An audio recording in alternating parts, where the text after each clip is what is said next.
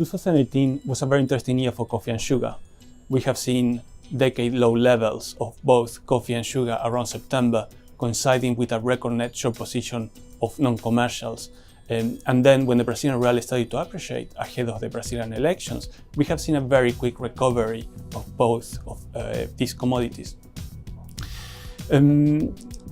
Fundamentals have also been interesting. I mean, we have seen, for example, in both coffee and sugar, we are transitioning from a very large surplus into a more moderate supply-demand situation.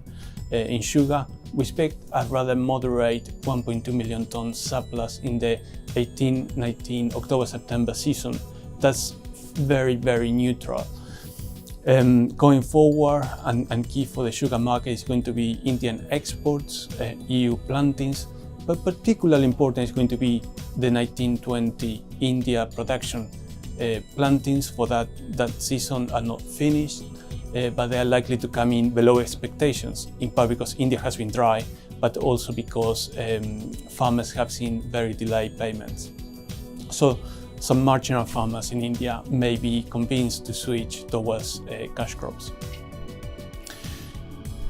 In coffee, we have a similar situation. We're looking at a transition from a very well-supplied market to a much more balanced market. Key will be Brazil. In Brazil, we are expecting only a moderate drop in Arabica production, despite the cyclicality of Arabica production there.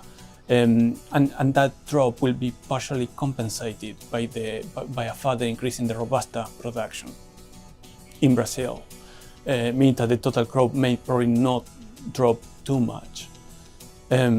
However, we do see a potential for farmers to keep pruning trees, and that might cause a bigger drop than originally estimated.